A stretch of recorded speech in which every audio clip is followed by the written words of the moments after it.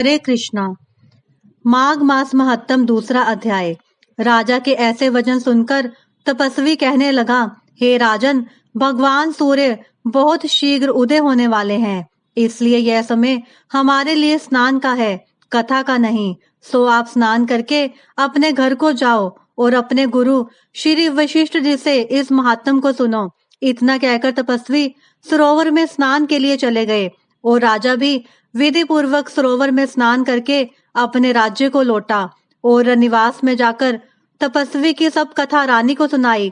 तब सूत जी कहने लगे कि महाराज, राजा ने अपने गुरु वशिष्ठ जी से क्या प्रश्न किया और उन्होंने क्या क्या उत्तर दिया, सो कहिए। व्यास जी कहने लगे, हे सूत जी, राजा दिलीप ने रात्रि को सुख से सोकर प्रातः समय ही अपने गुरु वशिष्ठ जी के पास जाकर उनके चरणों को छूकर प्रणाम करके तपस्वी के बताए हुए प्रश्नों को अति नम्रता से पूछा कि गुरुजी, आपने आचार, दंड नीति, राज्य धर्म तथा चारों वर्णों के चारों आश्रमों की क्रियाओं, दान और उनके विधान, यज्ञ और उनकी विधियां, व्रत, उनकी प्रतिष्ठा तथा भगवान विष्णु की आराधना अनेक प्रकार से तथा विस्तार पूर्वक मुझको बतलाई। अब मैं आपसे माघ मास के स्नान के महात्म को सुनना चाहता हूँ। सोहे तपोधन, नियम पूर्वक इसकी विधि समझाइए। गुरु वशिष्ठ जी कहने लगे, हे राजन, तुमने दोनों लोकों के कल्याणकारी, वनवासी तथा गृहस्थियों के अंतकरण को पवित्र करने वाले माघ मास के स्नान का बहुत सुंदर प्रश्न पूछा है। मकर राशि के सूर्य के आने पर माघ मास में स्नान का फल गो, भूमि, तिल, वस्त्र, अन्न, स्वर्ण, घोड़ा आदि दानों तथा चंद्रायन और ब्रह्मा कूर्च व्रत आदि से भी अधिक होता है। वैशाख तथा कार्तिक में जप, दान, तप और यज्ञ बहुत फल देने वाले हैं, परंतु माघ मास में इनका फल बहुत ही अधिक होता है। माघ में स्नान करने वाला पुरुष राजा और मुक्ति के मार्ग को जानने वाला होता है। दिव्य दृष्टि वाले महात्माओं ने कहा है कि जो मनुष्य माघ मास में सकाम या भगवान के निमित्त नियम पूर्वक माघ मास में स्नान करता है, वह अनंत फल वाला होता है। उसको शरीर की शुद्धि, प्रीति, ऐश्वर्य तथा चारों प्रकार के फलों की प्राप्ति होती है। अदिति ने 12 वर्ष तक मकर संक्रांति में अन्न त्याग कर स्नान किया। इससे तीनों लोकों को उज्जवल करने वाले 12 पुत्र उत्पन्न हुए।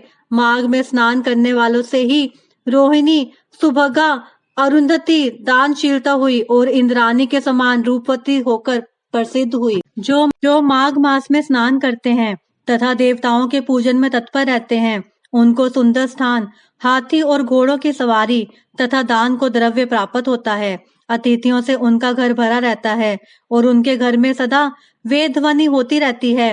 वह मनुष्य धन्य है जो माघ मास में स्नान करते हैं, दान देते हैं तथा व्रत और नियमों का पालन करते हैं।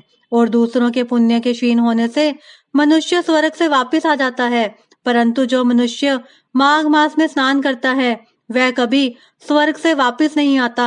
इससे बढ़कर कोई नियम, तप, दान पवित्र और पाप नाशक नहीं है। भृगु जी ने मणि पर्वत पर विद्याधरों को यह सुनाया था। तब राजा ने कहा कि ब्रह्मान भृगु ऋषि ने कब मणि पर्वत पर विद्याधरों को उपदेश दिया था, सो बताइए। तब ऋषि जी कहने लगे, हे राजन, एक समय 12 वर्ष तक वर्षा न होने के कारण, सब प्रजा क्षीण होने के कारण संसार में बड़ी उद्विग्नता फैल गई। हिमाचल और विंध्याचल पर्वत के मध्य का देश निर्जन होने के कारण श्राद्ध, तप तथा स्वाध्याय सब कुछ छूट गए। सारा लोग विपत्तियों में फंसकर प्रजाहीन हो गया। सारा भूमंडल फल और अन्न से रहित हो गया। तब विंध्याचल से नीचे बहती हुई नदी के सुंदर वृक्षों से आच्छादित अपने आश्रम से निकलकर श्री भृगु ऋषि अपने शिष्यों सहित हिमाचल पर्वत पर गए। इस पर्वत की चोटी नीली और नीचे का हिस्सा सुनहरी होने के कारण सारा पर्वत पीतांबरधारी श्री भगवान के सदृश लगता था। पर्वत के बीच का भाग नीला और बीच बीच में कहीं कहीं सफेद स्फटिक होने से तारों से युक्त आकाश जैसी शोभा को प्राप्त होता था।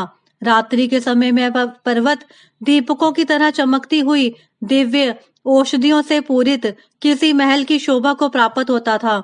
वह पर्वत शिखाओं पर बांसुरी बजाती और सुंदर गीत गाती हुई किन्नरों तथा केलों के पत्तों की पताओं से अत्यंत शोभा को प्राप्त हो रहा था। यह पर्वत नीलम, पन्ना, पुखराज तथा इसकी चोटी से निकलती हुई रंग बिरंगी किरणों से इंद्रधनुष के समान प्रतीत होता था। स्वर्ण आदि सब धातुओं से तथा चमकते हुए रत्नों से चारों ओर फैली हुई अग्नि ज्वाला के समान शोभायमान था।